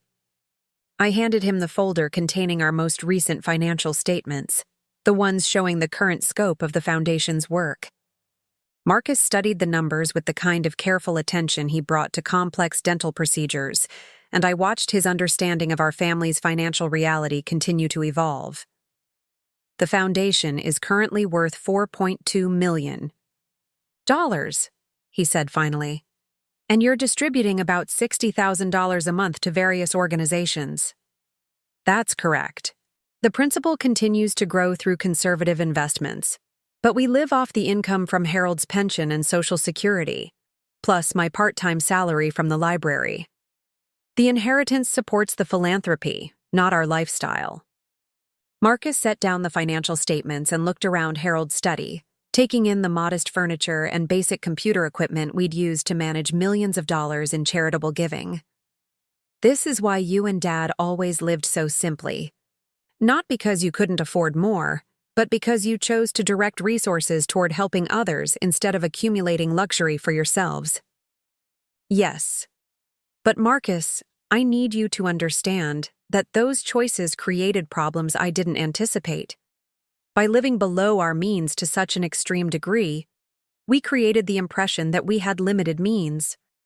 And after your father died, that impression became a source of real confusion and hurt for you and Jessica. I pulled out the folder containing the correspondence with our estate attorney, documents outlining the provisions Harold had made for transferring the Foundation's management to me after his death. But there was nothing in those documents about involving Marcus. Nothing about preparing the next generation to understand or participate in the work we'd been doing. Your father and I made a mistake, I said, the words feeling both necessary and painful. We were so committed to maintaining privacy about our financial situation that we never prepared you to inherit the responsibility that comes with what we've built. We left you completely unprepared for the reality of what this family's resources could and should be used for. Marcus nodded slowly, and I could see him processing not just the information I was sharing, but the implications of having been excluded from it for so long. Mom, I need to ask you something, and I need you to be completely honest. Okay. Did you and Dad ever discuss including me in the Foundation's work? Did you ever consider that I might want to be part of what you were building? The question pierced something deep in my chest, because the honest answer revealed another layer of the assumptions Harold and I had made about our son's life and interests. We talked about it, I admitted, but we always concluded that you were busy building your own career, that you didn't need the complication of managing philanthropic work on top of your practice. You decided that for me, without ever asking what I might want. Yes, and I'm sorry. We thought we were protecting your independence, but we were actually limiting your choices. Marcus stood up and walked to the window overlooking the backyard Harold had maintained for decades. The garden was showing the effects of my less attentive care since his death, but it was still recognizable as the space where our family had gathered for countless barbecues and birthday parties. Mom, I need to tell you something that might change how you think about this whole situation, Marcus said without turning around. Jessica and I have been talking for months about how to be more involved in community service. We've been looking into volunteer opportunities, researching local charities, trying to figure out how to make a meaningful difference beyond just writing occasional checks. I felt my heart skip slightly. You have? Yes. And do you know what's been frustrating us? The fact that most organizations seem to need either lots of time or lots of money, and we have limited amounts of both. We've been feeling guilty about our comfortable life, wanting to do more but not knowing how to make a real impact. Marcus turned back to face me, and his expression was intense with something I couldn't quite identify. Mom, you and Dad built exactly the kind of thoughtful, sustainable approach to philanthropy that Jessica and I have been trying to figure out how to create. You've been doing for 15 years what we've been dreaming about starting. The irony hit me like a physical force. While I'd been worried about protecting the foundation from outside influence, my son and daughter-in-law had been independently developing the same values and interests that had motivated Harold and me to start our philanthropic work. They hadn't needed to be taught about the responsibility that comes with privilege. They'd discovered it on their own.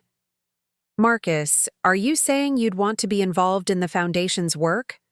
Mom, I'm saying I can't think of anything I'd rather be involved in. This is the missing piece Jessica and I have been looking for. Not just a way to give money, but a way to be part of something that's already making a proven difference in our community. I felt tears starting to form, but they weren't tears of sadness or regret. They were tears of relief, the kind that comes when you discover that the thing you've been most afraid of losing might actually be strengthened by the changes you've been avoiding. There's something else, Marcus said, sitting back down and pulling his chair closer to mine. Something about the timing of all this that I think is actually perfect, even though it started with such a mess. What do you mean? Jessica's boutique has been more successful than either of us expected. She's been looking for ways to use that success for social good, maybe partnering with nonprofits or creating programs that employ women who are transitioning out of difficult circumstances. And my practice has reached the point where I can afford to work fewer hours if I have something meaningful to dedicate that time to. Marcus paused, and when he continued, his voice carried the kind of excitement I remembered from when he was a child discovering something that captured his imagination completely. Mom, we're not just financially stable enough to contribute to the foundation's work. We're at exactly the right stage in our lives to take on the kind of long-term commitment that Dad's approach to philanthropy requires. We have the resources, the time, and honestly, the need for something that feels more important than just accumulating wealth for our own comfort. I stared at my son, seeing him clearly for perhaps the first time since he'd become an adult.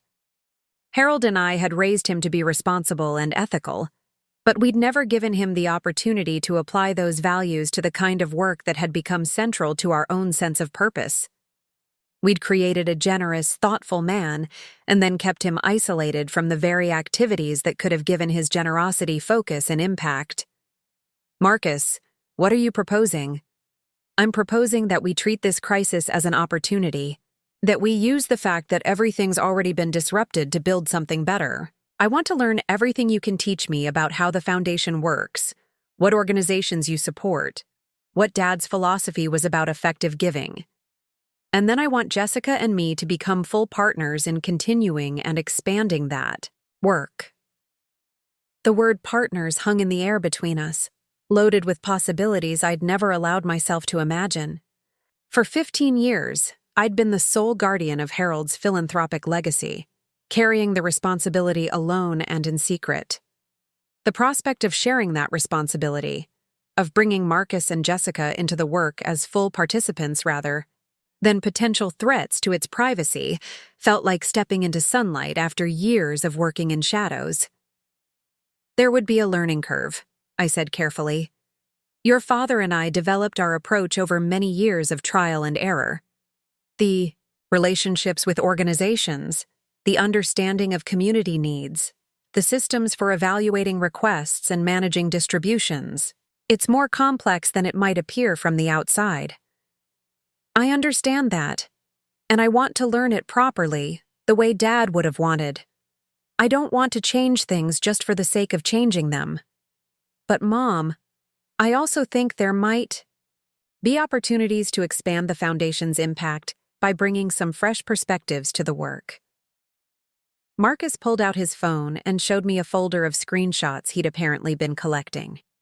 Articles about innovative approaches to philanthropy, case studies of family foundations that had successfully transitioned across generations, research about the most effective ways to address systemic social problems. "I've actually been reading about this stuff for months," he admitted. "Ever since Jessica and I started talking seriously about wanting to do more than just donate to causes we read about online. I've been fascinated by families who've found ways to make philanthropy a central part of their identity across multiple generations." I looked at the articles Marcus had saved, seeing titles about collaborative giving, family foundation governance, and strategies for involving young adults in philanthropic decision-making. These weren't casual internet searches. They represented the kind of serious research Harold himself might have done if he'd been planning to expand the foundation's scope. "Marcus, how long have you been thinking about this?" "Honestly, since Dad's funeral. Not specifically about your foundation, because I didn't know it existed, but about how to make our lives more meaningful, how to use our privilege responsibly, how to raise kids who understand that having comfortable lives comes with obligations to help others." The mention of grandchildren caught my attention. "You and Jessica are thinking about children?" Marcus smiled, the first truly relaxed expression I'd seen from him since this whole situation began. "We've been trying for about 6 months. And one of the things we've been talking about is how to raise kids who understand the difference between having things and deserving things, who grow up knowing that our family's comfort isn't just about Dad's dental practice, but about being part of a community that takes care of each other." I felt something shift in my chest, a loosening of tension I'd been carrying for so long I'd forgotten it was there. Harold and I had worried about spoiling Marcus, about making him feel entitled to wealth he hadn't earned. But listening to him talk about raising his own children, I could see that we'd actually succeeded in teaching him the values that mattered most. He understood responsibility, community, and the obligations that come with privilege. We'd just never given him the opportunity to apply those values to the work that had become central to our own lives. "Marcus, I think your father would be amazed by this conversation, not just because you want to be involved in the foundation, but because you've developed the same philosophy about wealth and responsibility that motivated us to start this work in the first place." "Then why do you sound surprised?" That question stopped me short, because it revealed an assumption I'd been carrying without examining it. Harold and I had spent so much energy protecting Marcus from the potential corrupting influence of wealth that we'd never considered the possibility that he might be naturally inclined toward the same kind of thoughtful approach to resources that had guided our own decisions. "I think I've been underestimating you," I said quietly. "I think your father and I both underestimated you. We were so focused on making sure wealth didn't change who you were that we never considered that you might be exactly the kind of person who could use wealth responsibly." Marcus reached over and took my hand, the first physical contact we'd had since this conversation began. "Mom, I want you to know that I'm not angry about being kept out of this for so long. I understand why you and Dad made the choices you made. But I am excited about the possibility of being included now, of learning from you and carrying forward something that's clearly been central to who you are as a person." The word "included" resonated in a way that surprised me. For years, I'd thought of the foundation as something Harold and I needed to protect from outside influence. But Marcus wasn't outside influence. He was family, the next generation, the person who would someday inherit the responsibility for continuing or discontinuing the work we'd started. "There's something else we need to discuss," I said, pulling out the folder containing correspondence about my recent visit to the food bank. "Before we can move forward with anything, I need to resolve the situation that started this whole conversation." I told Marcus about my call to Dr. Williams, about my plan to meet with her on Monday morning, and explain the misunderstanding that had led to my accepting food under false pretenses. I showed him the groceries still sitting in my kitchen, the physical evidence of how my commitment to privacy had created a situation that felt fundamentally dishonest. I can't move forward with expanding the foundation's work until I've been completely honest about what happened at the food bank, I said. It feels like starting over with a clean slate requires acknowledging the mistakes that brought us to this point. Marcus nodded thoughtfully. Mom, would you like me to come with you to that meeting? Not to speak for you, but just to provide moral support? The offer touched me more than I'd expected. For 3 years, I'd been handling the foundation's business alone, making decisions without consultation, carrying the emotional weight of our philanthropic work in isolation. The prospect of having Marcus with me as I navigated this difficult conversation felt like a gift I'd forgotten I was allowed to accept. I would like that very much, I said. But only if you're prepared to hear some uncomfortable details about how thoroughly your mother managed to complicate what should have been a simple situation. Marcus smiled, and for the first time since this whole crisis began, his smile looked completely genuine. Mom, I think I'm prepared for pretty much anything at this point. Besides, if we're going to be partners in this work, I should probably understand all the ways things can go wrong, not just the ways they can go right. As we sat in Harold's study, surrounded by 15 years of carefully documented philanthropy, I felt something I'd almost forgotten how to recognize. It was the feeling of being part of a team, of having someone to share both the burdens and the joys of work that mattered. Harold and I had built something beautiful together, but we'd built it in isolation from the very people who might have helped us make it even better. Now, looking at Marcus as he studied our foundation documents with the kind of serious attention Harold had always brought to important decisions, I could see the possibility of something different. Not just continuing what Harold and I had started, but expanding it in ways that honored his memory while also embracing new perspectives and approaches. The irony wasn't lost on me that this transformation had been triggered by the most embarrassing mistake of my adult life. But maybe that's how real change always happened, not through careful planning and perfect execution, but through honest acknowledgement of the ways our good intentions could create unintended consequences. Marcus looked up from the documents he'd been studying. Mom, I have one more question. What's that? And when we meet with Dr. Williams on Monday, and after we've explained everything and made sure the food bank understands what happened, what do you think about asking her for something else? What do you mean? I mean, what if we asked her to help us understand how to be better donors? What if we used this as an opportunity to learn from someone who's spent her career working with philanthropists, who might have insights about how foundations like ours could be more effective? I stared at my son, amazed once again by his instinctive understanding of the principles that had guided Harold's approach to giving. Instead of simply apologizing for the misunderstanding and retreating back into secrecy, Marcus was proposing that we use the situation as a learning opportunity, a chance to improve our philanthropic practice by listening to the perspectives of the people our giving was meant to serve. Your father would have loved that idea, I said, and meant it completely. Then let's do it, Marcus replied. Let's turn this mess into the beginning of something better. Monday morning arrived with the kind of nervous energy that comes before important conversations that can't be postponed. Marcus picked me up at 9:30, and we drove to the food bank in comfortable silence, both of us processing what we were about to do. I carried a manila folder containing copies of all the foundation's donation records to the food bank, 15 years of monthly contributions that would prove my connection to the organization in a way that words alone couldn't. Dr. Patricia Williams met us in the lobby of the community center that housed the food bank's main operations. She was a woman in her 50s with kind eyes and the kind of practical energy that comes from years of managing complex social programs. Her handshake was firm, her smile genuine, and her office walls were covered with thank you letters and photographs from families the food bank had served over the years. Mrs. Morrison, thank you for coming in, she said as we settled into chairs around a small conference table.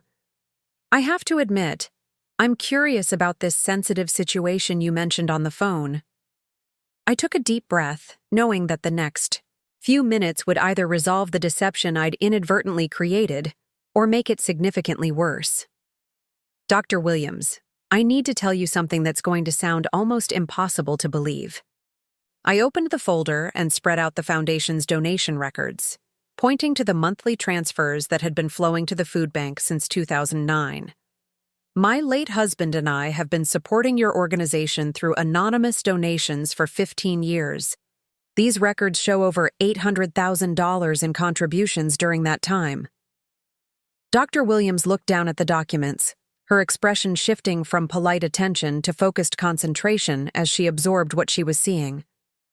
She picked up several of the bank statements, studying the dates and amounts with the kind of careful attention someone in her position would naturally bring to financial documentation. "Mrs. Morrison," she said slowly, "these donations represent nearly 30% of our operational funding over the past decade and a half. Are you telling me that you and your husband have been our largest individual donors this entire time?" "Yes," I said simply. "And last week, when my daughter-in-law brought me here because she mistakenly believed I needed food assistance, I took groceries from an organization I've been helping to fund. I came here today because I couldn't live with that deception, even though it was never intentional." The silence that followed was unlike anything I'd experienced. Dr. Williams stared at the donation records, occasionally glancing up at me as if trying to reconcile the woman sitting in front of her with the anonymous benefactor who'd been supporting her organization for more than half of its existence. "I don't understand," she said finally. "If you've been supporting us financially, why would your family think you needed our services?" So I explained everything. The inheritance Harold and I had received, our decision to live modestly while giving generously, the privacy we'd maintained around our financial situation, and the misunderstandings that had developed after Harold's death. Marcus occasionally added details or clarification, but mostly he just sat quietly while I laid out the entire story of how good intentions and poor communication had created such an impossible situation. When I finished, Dr. Williams sat back in her chair and shook her head with an expression that might have been amazement. "Mrs. Morrison, in 23 years of nonprofit work, I've never encountered anything quite like this. You've been one of our most important supporters, and we never knew who you were. And then you accidentally became a client because your family didn't know who you were either." "I know how it sounds," I said. "I know it seems like either an elaborate joke or evidence that I'm completely incompetent at managing my own life." "Actually," Dr. Williams said, "it sounds like evidence that you and your husband were extraordinarily committed to the kind of anonymous giving that allows organizations like ours to function without the complications that sometimes come with high-profile donors." She picked up one of the thank you letters from her files, one I recognized as a response to a particularly large donation we'd made 3 years ago when the food bank had needed to replace their refrigeration system. "Mrs. Morrison, do you remember this donation? $15,000 for equipment upgrades?" I nodded. "Harold and I had just received the annual report showing how much your client base had grown. We realized you'd need better infrastructure to keep up with demand. That donation allowed us to purchase commercial-grade refrigeration that tripled our capacity for fresh produce. It directly enabled us to launch the mobile food truck program that now serves rural families who couldn't otherwise access our services." Dr. Williams paused, and when she continued, her voice carried a different quality. "Mrs. Morrison, that single donation has allowed us to serve an additional 2,000 families over the past 3 years. Marcus leaned forward in his chair. "Dr. Williams, my mother has been torturing herself about taking a bag of groceries under false pretenses, but it sounds like she's actually entitled to take groceries from here every day for the rest of her life, given what she's contributed to making this place possible." Dr. Williams smiled, the first genuine smile since we'd started this conversation. "Your son makes an excellent point, Mrs. Morrison, but I suspect the real issue isn't whether you were entitled to take food from us. The real issue is that the anonymity you've maintained, while admirable, has also created isolation that's clearly been difficult for you. That observation hit harder than I'd expected because it named something I'd been feeling but hadn't been able to articulate. The privacy Harold and I had maintained around our giving had indeed created a kind of isolation, cutting us off not just from recognition, but from the community connections that might have sustained us through difficult times. Dr. Williams, Marcus said, "My mother and I have been talking about expanding the Foundation's work, possibly taking a more collaborative approach to philanthropy. Would you be willing to help us understand how we might be more effective donors?" "I'd be honored to help with that," Dr. Williams replied immediately. "But first, I want to address the immediate situation. Mrs. Morrison, what would you like to do about the groceries you took last week?" I'd been dreading this question, but I'd also been preparing for it.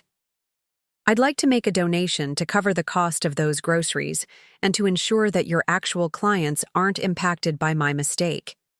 And I'd like to understand how to move forward in a way that honors both my family's commitment to supporting your work and our need for more honest communication about what we're doing and why." Dr. Williams nodded thoughtfully.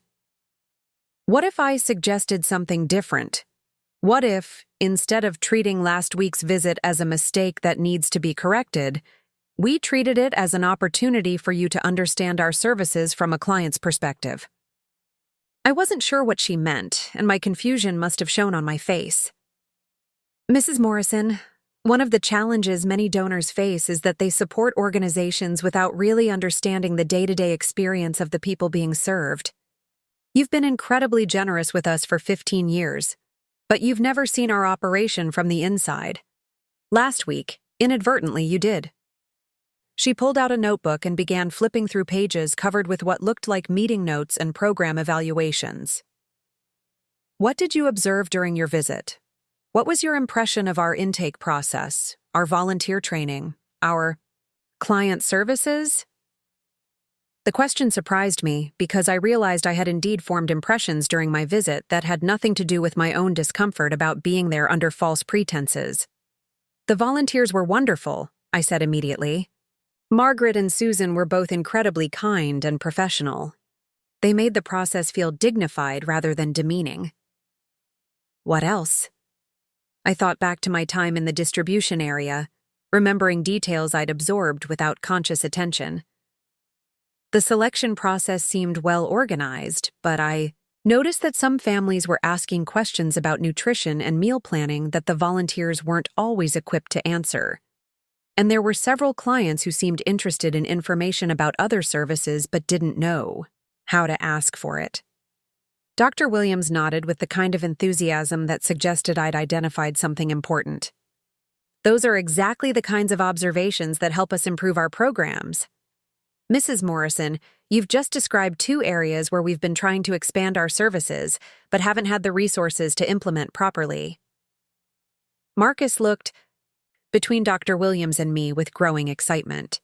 "Are you saying that Mom's accidental client experience could actually inform the Foundation's future giving?" "I'm saying that Mrs. Morrison has done something most major donors never do. She's experienced our services from the perspective of someone who needs them. Even though she didn't actually need them, she went through the same process, interacted with the same volunteers, observed the same systems that our genuine clients navigate every day." Dr. Williams opened a file folder and pulled out what looked like a grant proposal. "We've been trying to fund 2 new positions, a nutrition educator who could help clients with meal planning and healthy eating on a limited budget, and a social services coordinator who could help connect clients with other resources they might need.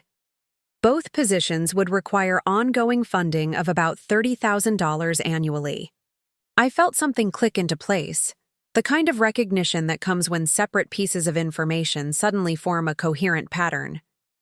"Dr. Williams, are you suggesting that the Foundation could fund these positions based partly on insights from my experience as an accidental client?" "I'm suggesting that your unique perspective as both a long-term donor and a recent client gives you insights that could help shape more effective programming. Most philanthropists write checks and hope for the best. You've actually walked through our doors and seen what works well and what could be improved. Marcus was practically vibrating with excitement. Mom, this is exactly what we were talking about. Instead of just continuing to write checks the way you and Dad always did, we could actually engage with the organizations we support, learn from them, help them develop more effective programs. The possibility he was describing felt both thrilling and terrifying. Harold and I had always prided ourselves on supporting organizations without interfering in their operations, on trusting professional staff to know what they needed better than we did.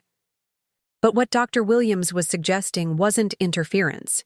It was collaboration based on genuine understanding rather than assumptions made from a distance. Dr. Williams, if we were to fund these new positions, how would that change the Foundation's relationship with your organization? It would make you partners in program development rather than just funders of existing operations. You'd receive regular reports not just on how money was spent, but on how programs were evolving, what we were learning about effective service delivery, how our work was adapting to changing community needs. She paused, and when she continued, her voice carried the kind of genuine enthusiasm that comes from someone who's discovered an unexpected opportunity. Mrs. Morrison, you and your husband have been supporting us quietly for 15 years, and we've been grateful for every dollar. But we've also been curious about you, wondering about the motivations and interests of someone who could sustain such generous, consistent giving without ever seeking recognition or involvement. We preferred to remain anonymous, I said, though the words felt less certain than they once had. And that preference has allowed us to operate with independence and dignity, Dr. Williams replied. But anonymity doesn't have to mean isolation. You could maintain your privacy with the broader community while still developing a working relationship with the organizations you support. Marcus looked at me with an expression that suggested he was waiting for my reaction to what felt like a fundamental shift in how I thought about the Foundation's work. For 15 years, I'd seen our role as providing financial support while staying out of the way. But Dr. Williams was suggesting that staying out of the way might actually be a form of missed opportunity, both for us and for the organizations we wanted to help. What would this kind of partnership look like practically? I asked. Dr. Williams smiled. It would start with honesty, which you've already demonstrated by coming here today to explain what happened last week. It would continue with regular communication about our programs and your interests, and it would evolve based on what we both learned about how to maximize the impact of your giving. She pulled out a calendar and began flipping through pages covered with appointments and program schedules.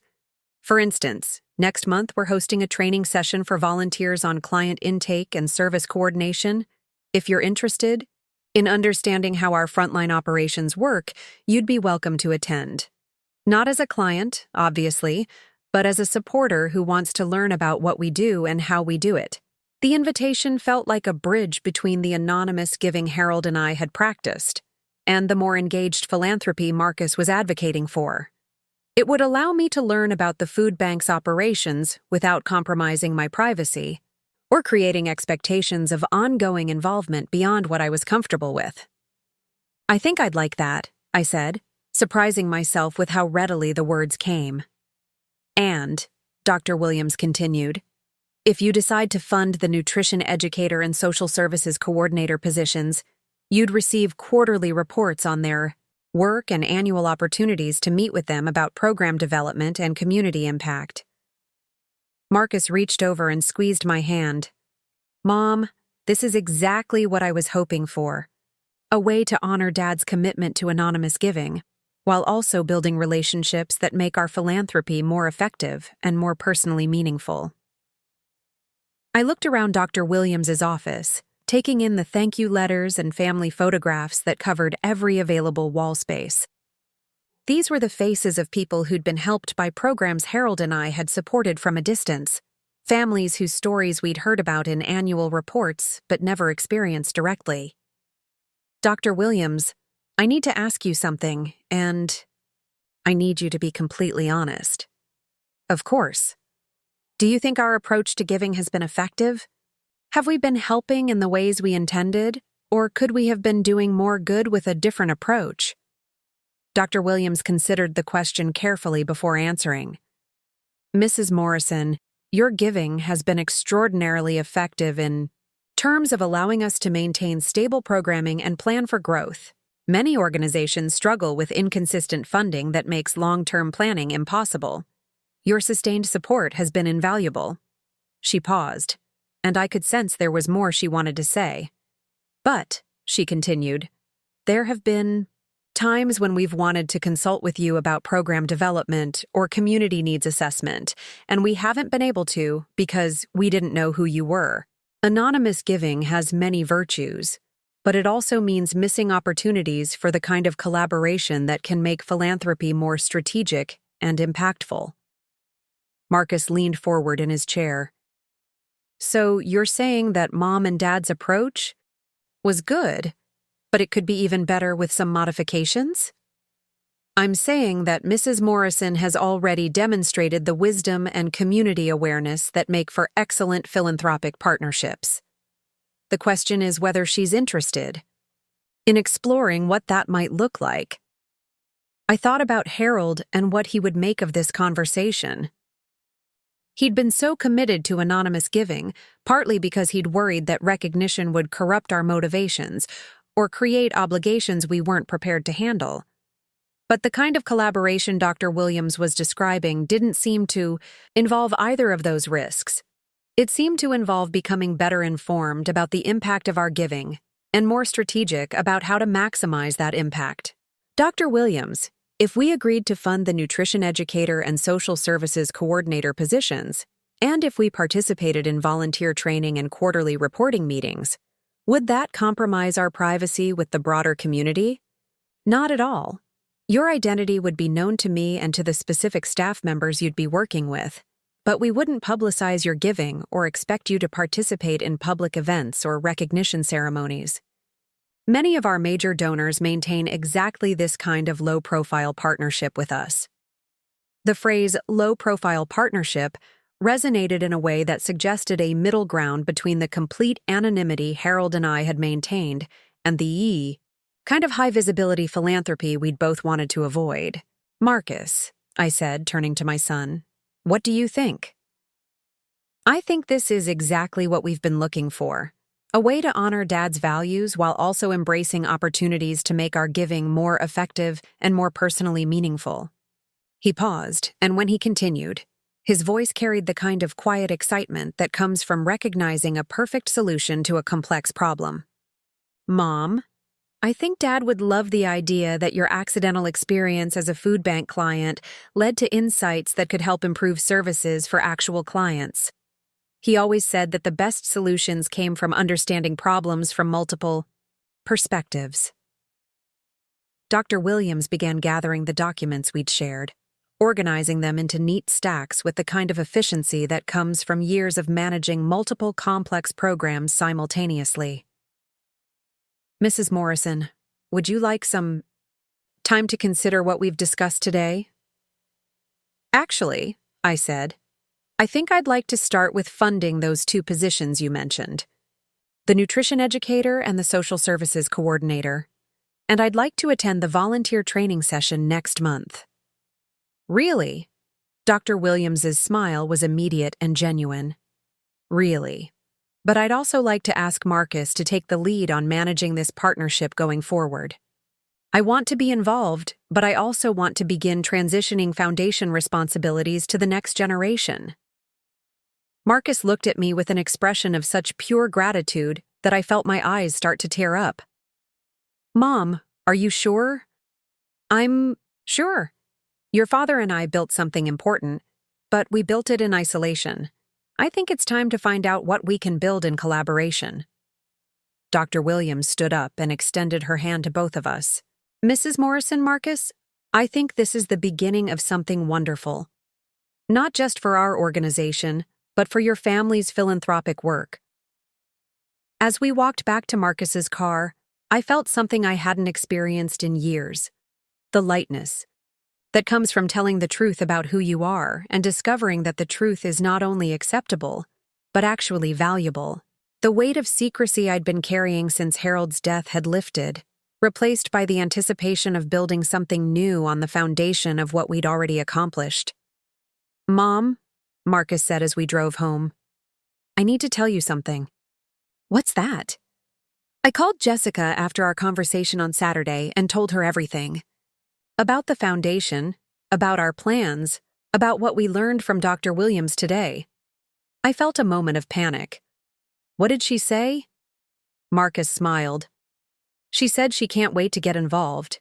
She's been researching women's economic empowerment programs, and she thinks there might be opportunities to connect her boutique's success with nonprofit organizations that help women develop job skills and financial independence. The possibility of Jessica joining our philanthropic work hadn't occurred to me, but as Marcus described her ideas, I could see how her business experience and community connections could add dimensions to our giving that Harold and I had never considered. "Marcus, do you think the three of us could manage this together? Do you think we could build something that honors your father's memory while also embracing new approaches and opportunities?" "Mom, I think we could build something Dad never imagined but would absolutely love. Something that combines his values with our resources and contemporary understanding of effective philanthropy."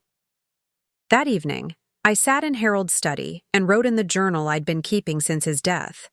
But for the first time in 3 years, I wasn't writing about loss or loneliness, or the challenge of continuing work that had been designed for 2 people. Instead, I wrote about possibility. About the unexpected gift of discovering that my son and daughter-in-law shared the values that had motivated Harold's and my approach to wealth and responsibility.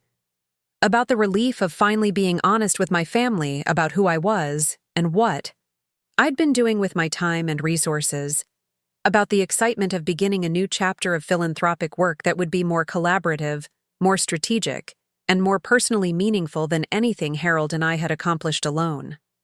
I thought about the bag of groceries that had started this entire crisis, groceries that were now distributed to families who actually needed them, and I smiled at the cosmic joke that had transformed my most embarrassing mistake into the catalyst for positive changes I never could have planned or anticipated. Sometimes the best things in life come from the worst misunderstandings, from moments when our carefully constructed privacy collapses and forces us to rebuild relationships on foundations of honesty rather than assumptions. I'd spent 3 years protecting Harold's legacy by continuing our philanthropic work in isolation, but I'd learned that the best way to honor his memory was to allow that work to evolve in ways that served not just the community we'd been helping, but the family we'd been inadvertently hiding our true selves from. The foundation Harold and I had built in secret would continue, but it would no longer be secret from the people who mattered most. It would be a family legacy, something Marcus and Jessica and their future children could understand and participate in and eventually inherit with full knowledge of its history and purpose. And maybe, someday, those future grandchildren would understand that their family's wealth came with responsibilities, but also with opportunities to make a real difference in the world. They would grow up knowing not just that their family had resources, but that those resources were meant to be shared thoughtfully and strategically with communities that needed support. Up next, you've got 2 more standout stories right on your screen. If this one hit the mark, you won't want to pass these up. Just click and check them out.